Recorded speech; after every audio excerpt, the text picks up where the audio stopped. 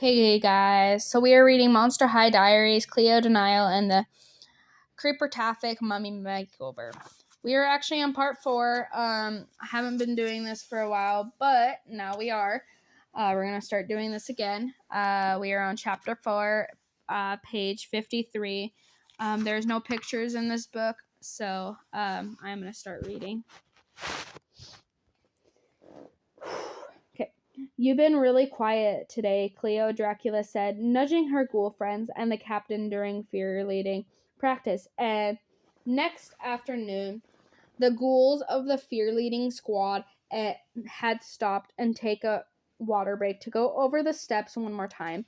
Hard as she tried, Dracula couldn't seem to get the end of the routine down. Cleo was hoping a short break might help. Her ghoul friend refocused on the steps, and then they could finally nail the piece. "Have I?" Cleo said, tossing her hair over her shoulders. She waved at Deuce, who was playing castball with some of his friends on the other side of the Monster High gym.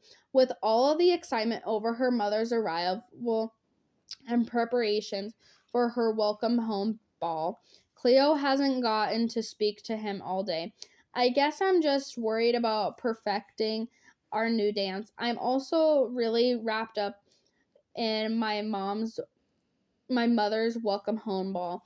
It's going to be a huge event and want everything to go perfectly. I'm sure it will, but there are just so many details to figure out that I'm a little distracted."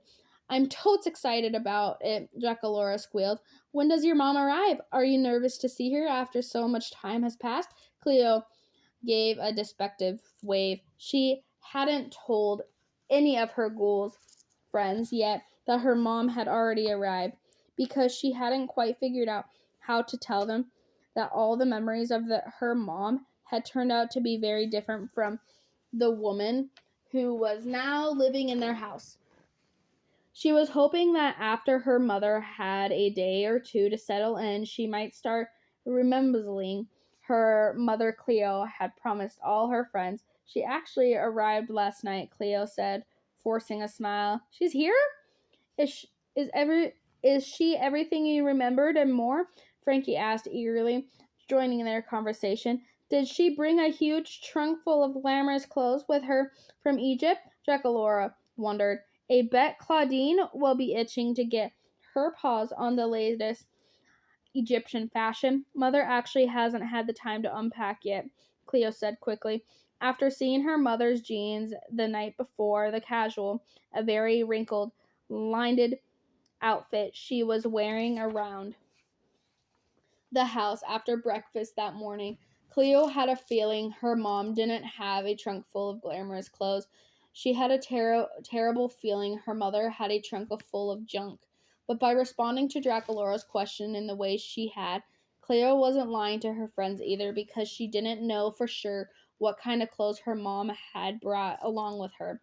Her trunk was in fact still packed, and Cleo was sure that with time her mother would adjust back to denial way of life, all luxury and glamour and fashion. Maybe there were a few fashion gems hidden somewhere in her luggage. If not, Cleo would be more than happy to lend her mother a few pieces from her own wardrobe. Cleo was just a little evasive in answering Frankie. "Oh, it's been years since I last saw her, so of course she changed a bit." Cleo didn't add by changed of it. She actually meant change completely. Most ghouls tend to change at least somewhat with time. I mean, can you imagine if we were still wearing the last year's fashion? If it wouldn't be a monstrous tragedy. "So where has she been all these years?" asked Draculaura.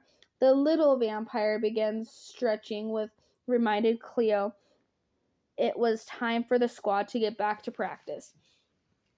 They needed to move things along so Cleo could get home and carry on the preparations for the ball. Cleo hoped that once the time came to tell her mom about the ball, dead yet denial would remember how great her old family was. But before they could tell her about the ball, They had to make sure all of the preparations were ready. There was still so much to do.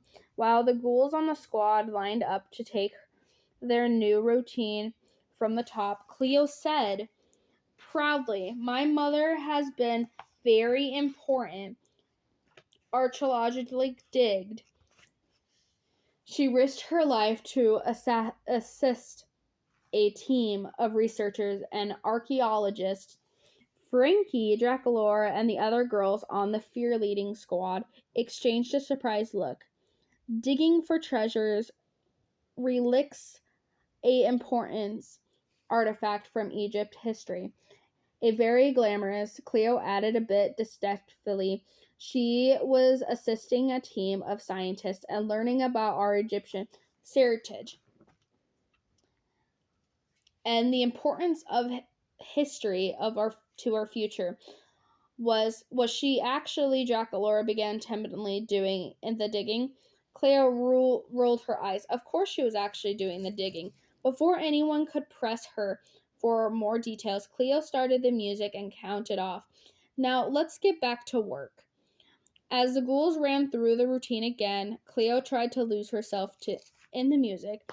She wasn't sure why she wasn't telling her best school friend more about her mother. Cleo was actually very proud of who her mother had become, but there was still something unfamiliar about her that she wasn't quite sure how to deal with all the changes.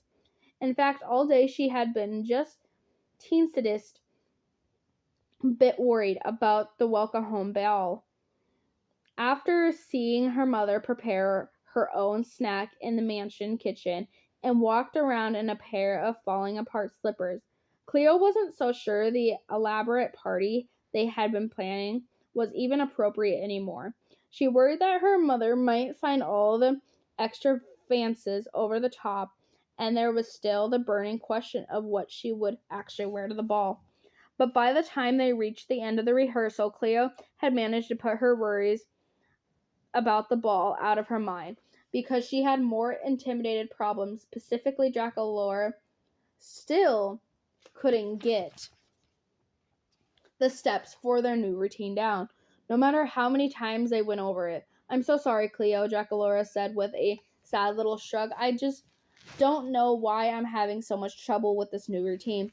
Cleo shook her head. "Stop apologizing," she said, gently scolding her ghoul friends. One of the things that irritated Cleo was hearing people apologize for things they have no need to apologize for. Draculaura was trying, so there was no reason she should be sorry for her efforts. It wasn't her fault. It's not as if she was being lazy or getting distracted. She was just putting in her best efforts, and still the routine just wasn't working. Clearly, something wasn't clicking for Draculaura. "Why don't I stay after practice with you and we can go over the whole thing again? Maybe if we break it down and rehearse the routine piece by piece, it will stick." "Really?" Draculaura asked, hopefully, as the rest of the squad filled out the Monster High gym. "But you must have so many other things to do. Your mother just came home, so you must be eager to spend time with her. Don't you remember how when we went to my father's wedding in Transvilla, all I wanted to do was spend time with him after being away from him for so many months, and there were all preparations for the ball. You need to complete this before the weekend." She trailed off, waiting for Cleo to take back her offer to stick around to help. "Don't you have a coffin load of homework?" But Cleo simply shrugged and said, "If you nail the routine, it's a good thing for the whole fear leading squad. I'm your captain and your ghoul friend, so I'm going to help until you get it. Now, let's get to work and see if we can figure out before they lock the school gates for the night." "Thanks, Cleo," Draculaura said, grinning. "I really appreciate it." Cleo turned on the music and began to count off. "Don't mention it," she said, flashing a smile back to her girlfriend. All right. And this is written records of Cleo de Nile. "While I was spending a little extra time helping Draculaura to get our fear leading squad routine down, I had the most golden idea.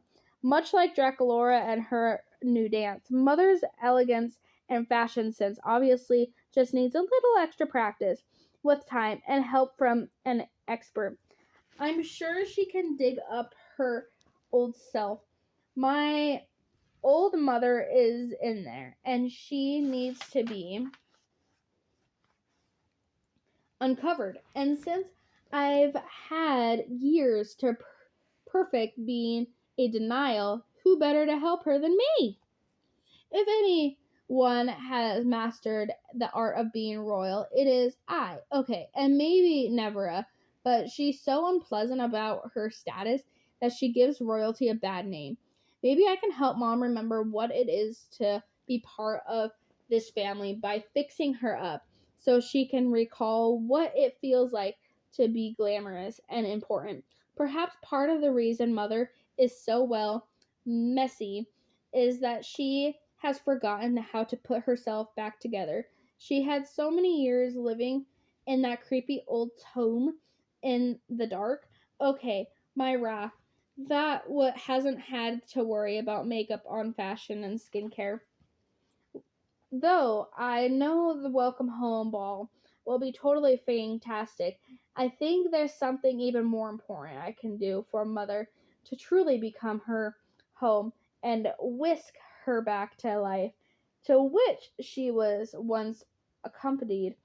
The time for the Creeperific Mom Makeover. And that is the end of part 4. And I will see you guys in part 5 soon. Bye.